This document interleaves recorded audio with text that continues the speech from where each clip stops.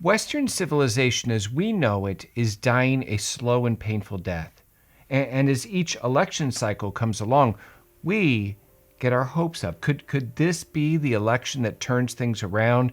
Could we actually save our culture? But for some reason, even when the results do go our way, it's just never enough. Things never do get better. Things never do turn around. Why?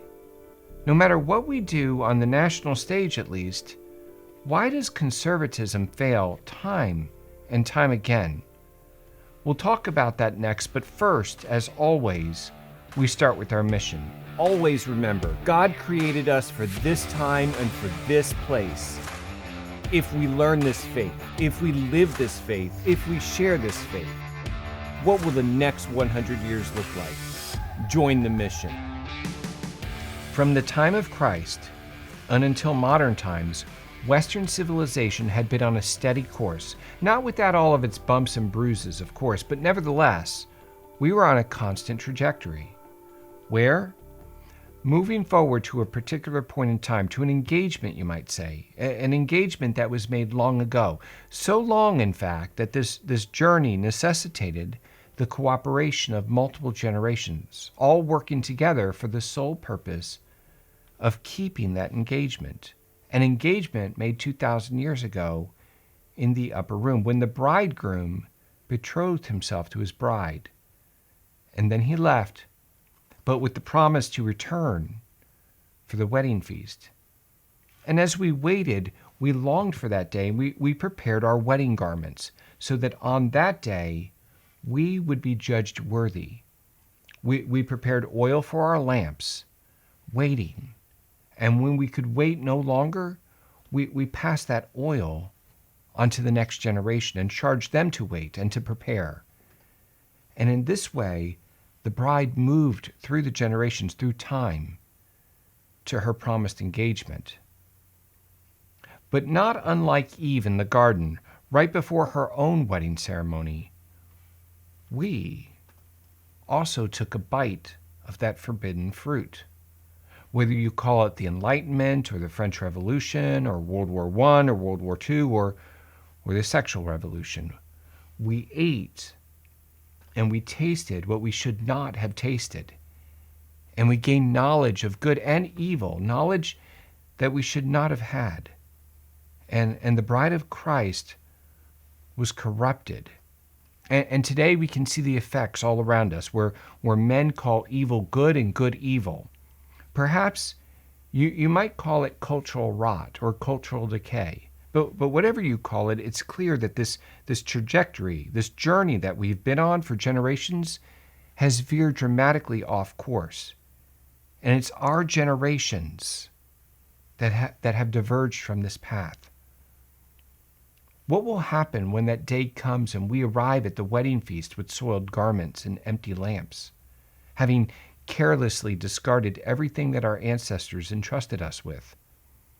So we began a monumental task of restoring the culture, of turning things back, trying to get things back on track.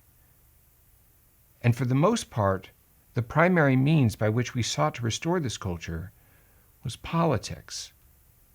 We thought that maybe we were just a few good elections away from turning this thing around.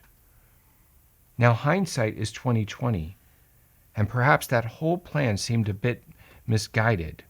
Oh, I don't deny that we've had some very significant victories, none more significant than Dobbs.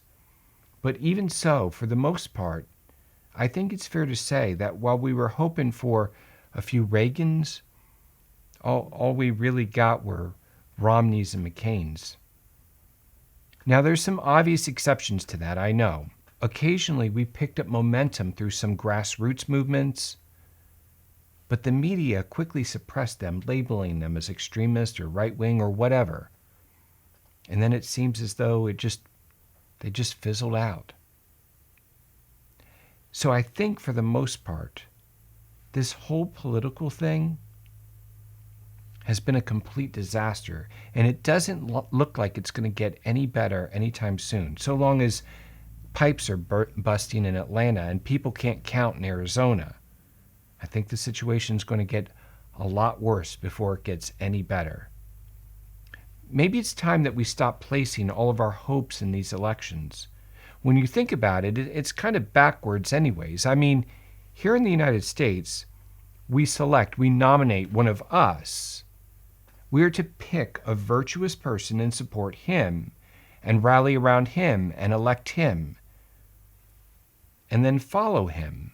And if he is virtuous, he will lead us into virtue. And in that way, we can restore the culture. The problem is, and the problem has been, that you can't give what you don't have. And it's become pretty difficult for a people completely lacking in any virtue to find a single man who has any virtue. And if by chance we could somehow find one, if by chance there was one left, and somehow he was able to win an election despite pipe bursts in Atlanta and numerically challenged people in Arizona, what are the chances that we would actually follow him anyways? He can't lead us into virtue if we don't follow him. Didn't this play out once already? 2,000 years ago? The truth is, we're corrupt, and we don't like being good. It's too difficult. It's much easier to stay in bed and eat donuts all day. That's what religion is for, true religion. It points a light. It shows us what is good and why it's good to get out of bed and put the donuts down. Religion shows us who we are and who we can be if we just get dressed and go to work. And that's what religion did, the church. We called it Christendom. Christendom was the term used in which multiple generations worked together over the course of millennia to get us from the upper room to Judgment Day, to the wedding feast. As I said at the beginning, we had an important engagement. We had some place to be, the sacred banquet. And the plan was to show up on that day, all of us, in our wedding garments with our lamps lit. So what happened? When you look all around at all of this cultural rot, you don't get the feeling that many people are preparing their wedding garments anymore, or that they're lighting their lamps. No, actually, it seems quite the opposite. It seems as though we're just unwelcome guests at some disgusting orgy. In order to correct this problem, we must first diagnose it. You see, our engagement, Judgment Day, was accompanied with a promise that the gates of hell would not prevail against this church. So the bride will arrive for the wedding on time. It's certain. He promised. But what if the church arrived virtually empty? For generations, the church moved closer and closer to Judgment Day by having children and teaching them the faith. And just like in the garden, be fruitful and multiply. This is the mechanism, the method of mobility by which the church moved. The bride of Christ moved from the upper room to the last day so that she arrived for her wedding. We have children, and we teach our children. We have children, and we teach our children. Be fruitful and multiply. But then all of a sudden, Christendom was interrupted in that we used to have children. Well, now we postpone it until we get on our feet. Or maybe we shouldn't have children at all. I mean, our careers are important too. Or if we have children, we probably shouldn't have too many.